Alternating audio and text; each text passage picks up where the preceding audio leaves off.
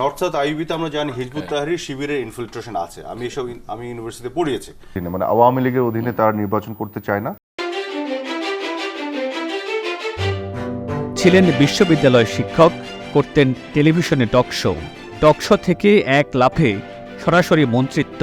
কোনোদিন আওয়ামী লীগের রাজনীতি না করেও কেবল টক শোতে জোর গলায় শেখ হাসিনা সরকারের গুণগান আর দুর্নীতি ঢাকার চেষ্টা করে পেয়ে যান মনোনয়ন, এরপর মন্ত্রিত্ব। তিনি ঢাকা ১৭ আসনের সাবেক সংসদ সদস্য ও শেখ হাসিনা সরকারের সাবেক তথ্য ও সম্প্রচার প্রতিমন্ত্রী মোহাম্মদ আলী আরাফাত। সচিন্তা ফাউন্ডেশন নামে একটি প্রতিষ্ঠানের চেয়ারম্যান তিনি।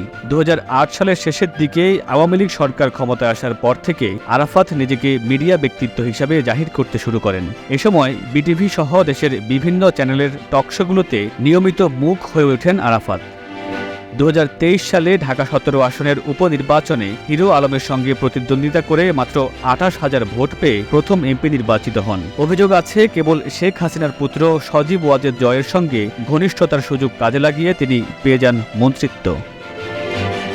তথ্য প্রতিমন্ত্রী হিসেবে অপপ্রচার রোধ করার কথা থাকলেও তিনি নিজেই জোর গলায় অপতথ্য প্রচার করতেন। দেশের গণমাধ্যমগুলোকে রাখতেন চাপের মুখে। সরকারের সমালোচনামূলক কোনো সংবাদ প্রচারিত হলেই দিতেন গণমাধ্যম বন্ধ করার হুমকি। ২০২২ সালে মানারাত ইন্টারন্যাশনাল ইউনিভার্সিটির সঙ্গে জঙ্গি ও জামায়াত ইসলামের সম্পর্ক আছে দাবি করে বিদ্যমান ট্রাস্টি বোর্ড বাতিল করে তিনি নিজেই ট্রাস্টি বোর্ডের সদস্য হন। মন্ত্রিত্ব পাওয়ার পর খুব অল্প সময়ের মধ্যে শেখ হাসিনার আস্থাভাজনে পরিণত হন আরাফাত। এ সময় আরাফাত এতই ক্ষমতাবান হয়ে ওঠেন যে তার কাছে পাত্তা পেতেন না সরকারের সিনিয়র মন্ত্রীরাও।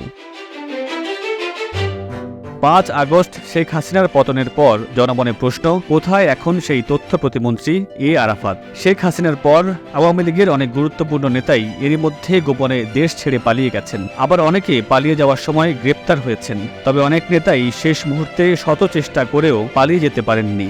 জানা গেছে, দেশ ছেড়ে পালিয়ে যাওয়ার উদ্দেশ্যে ফরাসি দূতাবাসে গিয়ে আশ্রয় নিয়েছেন মোহাম্মদ আলী আরাফাত।